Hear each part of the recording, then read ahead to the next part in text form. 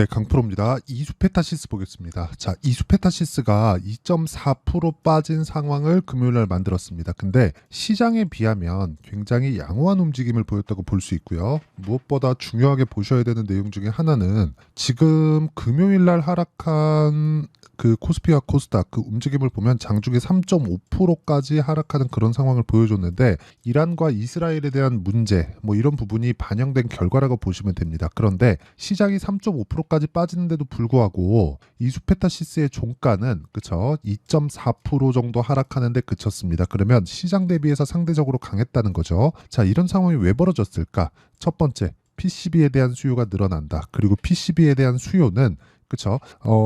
유리기판으로 지금 연결될 수 있는 그런 상황이 만들어져 있습니다. 왜 유리기판으로 연결될까요? 유리기판은 비쌉니다. 기본적으로 일반적인 PCB, 지금 방식에 비해서 훨씬 더 비싸요. 그런데 없던 기술이 아니라 지금은 돈을 생각하지 않고 AI 서버를 증설하고 있는 그런 단계에 있습니다. 첫 번째, 누가 먼저 그 AI 시대에 주도권을 쥘까? 그 내용 때문에 그렇습니다. 근데 이수페타시스의 고객사를 보면요. 어떻게 되냐면 이수페타시스는 지금 삼성전기와 비슷한 일을 하죠. 그런데 이수페타시스는 네트워크 장비 그리고 서버 스토리지 이쪽 부품을 납품을 합니다. 근데 서버 스토리지에 대한 부분이 지금 진행하고 있는 AI 데이터 센터 이쪽이라고 보시면 됩니다. 실제 엔비디아를 고객사로 두고 있고요. 그리고 서버 스토리지 관련된 내용이 있기 때문에 뭐 구글, 마이크로소프트, 인텔과 같은 이쪽에 대한 고객사를 확보하고 있습니다. 그러니까 PCB 관련해서는 전통적인 강호라고 보시면 돼요.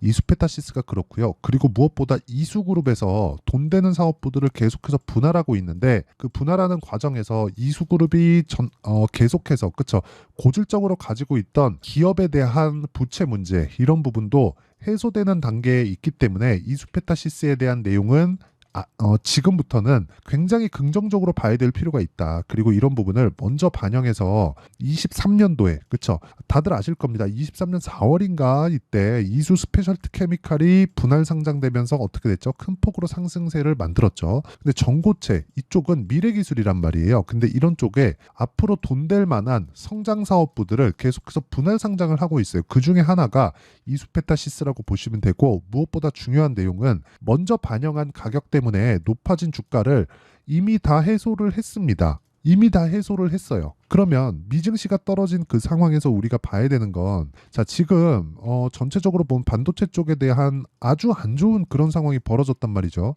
예를 들어서 엔비디아는 10% 정도 떨어졌고요. 그리고 암 그쵸? ARM 같은 경우에도 17% 정도 그리고 무엇보다 막 슈퍼마이크로 컴퓨터나 이런 거는 23%씩 이렇게 떨어졌단 말이죠. 이런 쪽이 전부 다 서버와 관련되어 있다 이렇게 보시면 됩니다. 그런데 미증시는 한국 시장보다 훨씬 더 높은 위치에 있었습니다. 그리고 상황이나 경기나 그런 부분도 훨씬 더 좋죠.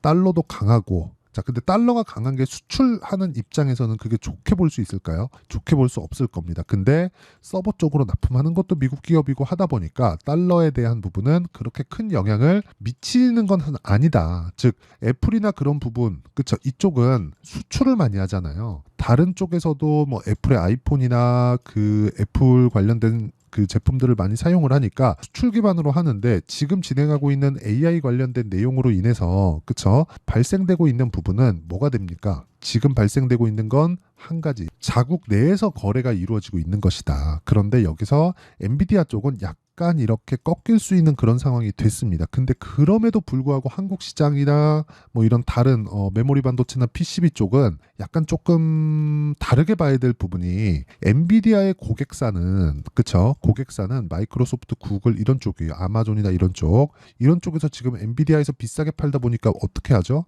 내가 자체적으로 만들어 쓸 수도 있다. 너네 너무 비싸게 받아. 이렇게 지금 압박을 주고 있어요. 그래서 엔비디아의 목적은 소프트 랜딩. 완만하게 안착시키는 거예요. 그러면 시장 파이는 커지고 엔비디아도 시장 점유율이 줄어들 걸 알고 있습니다. 알고 있어서 목적 자체가 소프트 랜딩에 있다. 그런데 이렇게 점유율이 줄 걸 알고 있으면서도 지금 현재 소프트 랜딩을 할 수 있다. 그러니까 완만한 착륙을 할 수 있다고 하는 게 시장 파이가 커져서예요. 그러면 여기서 고객사들 있죠. 마이크로소프트나 구글 이런 쪽에서 메모리 반도체 또는 PCB까지 건드릴까? 이쪽은 사실상 첨단 산업이죠. 첨단 산업인데 비메모리에 비해서는 첨단 산업이라고는 볼 수 없습니다. 그렇기 때문에 이수페타시스나 이런 쪽에 대한 수요는 계속해서 그렇죠. PCB나 이런 쪽의 수요는 계속해서 늘어날 수밖에 없는 구조를 갖춰 있다고 보시면 되고 이 갖추어진 상황에서 유리기판이나 이런 쪽으로의 발전도 있을 수밖에 없는 게 효율을 높여야 되기 때문에 그렇습니다. 이게 답이에요. 근데 이런 부분을 먼저 반영하고 있는 것이다. 그런데 23년도에 너무 많이 올랐기 때문에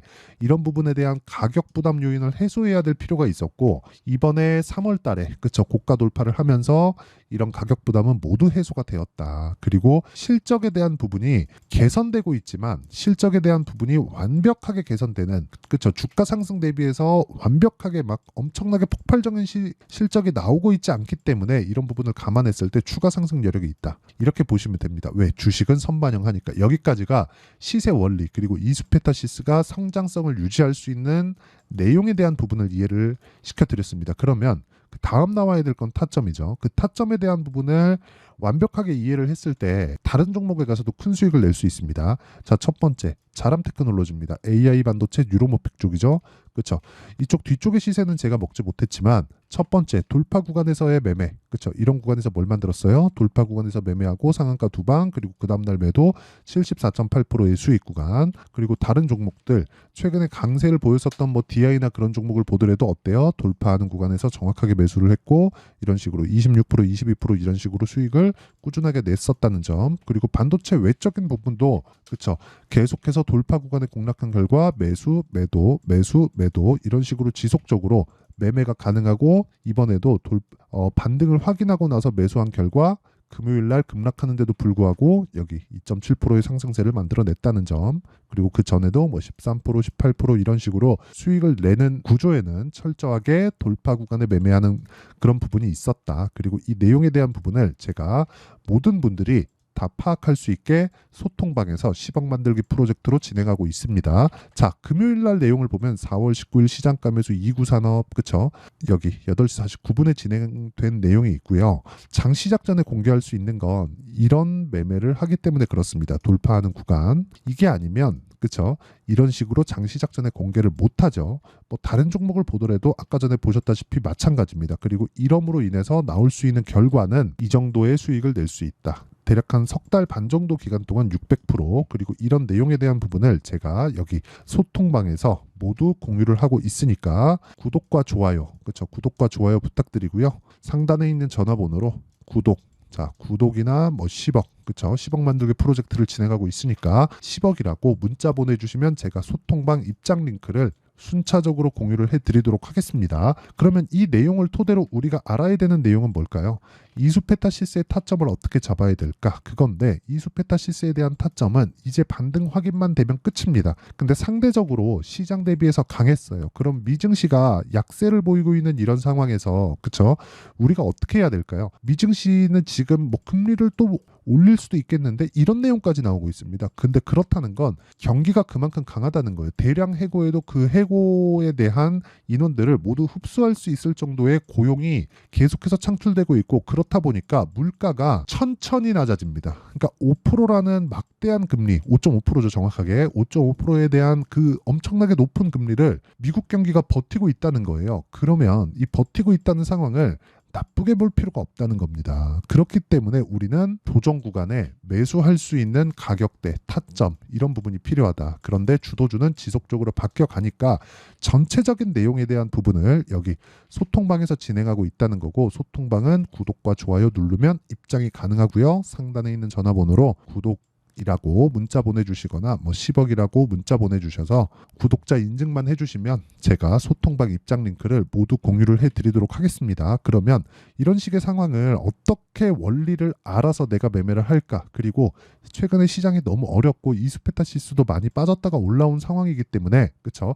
이수페타시스의 실시간 타점을 제가 문자로 공유를 해드리도록 할 테니까 구독과 좋아요 눌러주시고 상단에 있는 전화번호로 이수, 자 이수라고 문자 보내주시는 분들에 한해서만 제가 이수 페타시스의 가격과 단기 보유 전략, 그쵸? 그리고 이수 페타시스의 실시간 타점을 문자로 공유를 해드리도록 하겠습니다. 자, 그러면 내용 정리 한번 할게요. 미래 가치를 반영하는 주식시장의 특성상 고가 돌파는 상당한 의미를 가지고 있다. 그리고 우리는 고가 돌파한 종목만을 싸다고 매수하는 게 아니라는 겁니다. 그러면 이 구간에서 우리가 어떻게 이해해야 매매를 꾸준하게 수익 나는 구간으로 만들어갈 수 있을지, 근데 그런 과정에서도 손절하는 구간이 있겠지만 그 손절을 어떻게 풀어나가야 되는지, 그리고 무엇보다 이런 부분을 이해했을 때 어느 정도까지 내가 성과를 낼 수 있는지를 모든 분들한테 제가 다 이해할 수 있게 내용 준비를 해놨으니까 영상 끝까지 시청하시고요. 모든 분들이 성공 투자하셨으면 참 좋겠습니다. 자, 24년도가 돼서도 시장은 여전히 어렵습니다. 자, 근데 시장은 항상 어려울 거예요. 앞으로도 계속해서 어려워질 겁니다. 자, 근데 제가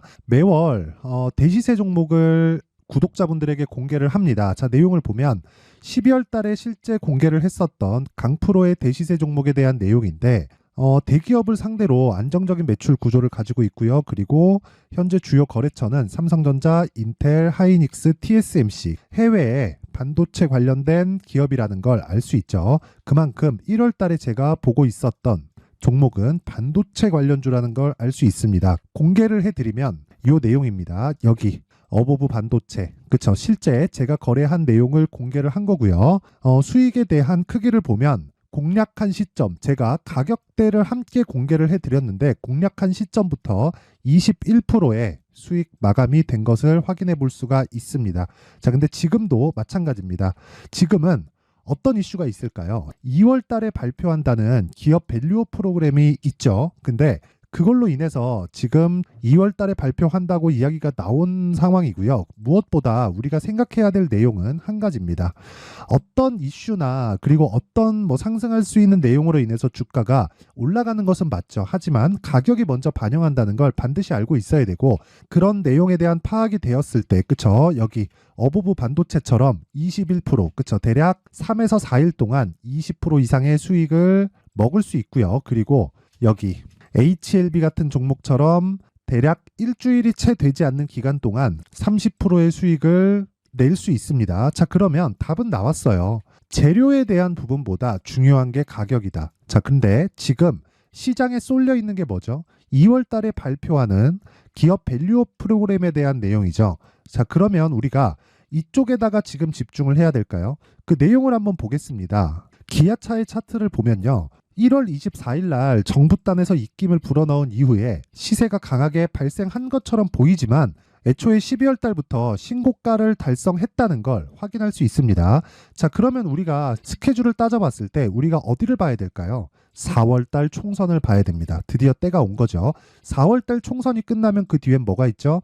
대선 전국으로 들어갑니다. 그러면 우리는 4월 달 총선부터 시작해서 대선까지 이어질 수 있는 종목을 찾는 게 정말 중요합니다. 그게 정부 정책의 방향과 그리고 스케줄에 맞춰서 가는 거예요. 정치적인 상황에 따라서 주가가 움직이는 걸 우리는 수도 없이 많이 봐왔기 때문에 스케줄에 맞춰서 가는 게 지금으로서는 답이 될 수 있습니다. 그리고 무엇보다 어느 정도의 시세를 내는지 그 첫 번째 단계인 상황을, 그쵸? 제가 12월 달 밝혀드렸었던 대시세 종목으로 이미 공개를 해드렸기 때문에, 그쵸? 어떻게 제가 매매를 했는지까지 다 보여드렸습니다. HLB처럼, 그쵸? 31.9% 걸린 시간은 4일밖에 되지 않죠. 이 종목을 제가 가격과 그리고 어떤 종목인지를 애초에 12월 달부터 공개를 한 겁니다. 자, 그러면 지금도 마찬가지예요. 앞서서 제가 말씀드렸었던 23년도에 했었던 여러 가지 종목들이 있죠. 한미반도체 같은 종목들도 여기 소통방에서 모두 공개를 해서 실제로 10,000원부터 60,000원까지 상승한 내역이 있고요. 왜 공략을 했는지를 제가 다 공개를 해드렸습니다. 근데 지금도 마찬가지라는 거죠. 정부 정책의 방향에 맞춰서 또는 선거 스케줄에 맞춰서 매매를 이어가야 될 때가 됐고요. 제가 총선 관련된 큰 시세가 나올 수 있는 대시세 종목을 준비를 해놨습니다. 길게 말씀드리지 않겠습니다. 모든 종목들은 신고가를 달성하면서 대시세 준비를 하게 되고요. 신고가를 공략했을 때 내가 시장에 주도주를 잡을 수 있는데 지금은 총선에 집중하는 게 맞다. 그래서 총선 관련된 그리고 대선까지 이어질 수 있는 종목을 준비를 해놨는데 지금부터 준비를 하셔야 나중에 고가에 올라가서도 꾸준하게 매매를 이어갈 수 있습니다. 자꾸 막 손절하고 매매하는 과정에서 너무 어렵다 하시는 분들은요, 이 종목 딱 받아가서 큰 수익 내셨으면 좋겠고요. 이 종목은 상단에 있는 전화번호로 대시세라고 문자를 보내주시는 분들에 한해서만 제가 총선 그리고 대선까지 이어질 수 있는 종목을 공개해 드리도록 할 테니까 상단에 있는 전화번호로 대시세라고 문자를 보내주시고요. 그리고 구독과 좋아요 꼭 좀 부탁드리겠습니다. 시장은 정말 어렵습니다. 자, 그래서 모든 분들이 성공 투자하셨으면 좋겠고요. 기본적으로 가격에 대한 파악을 하면서 큰 수익을 내셨으면 좋겠습니다.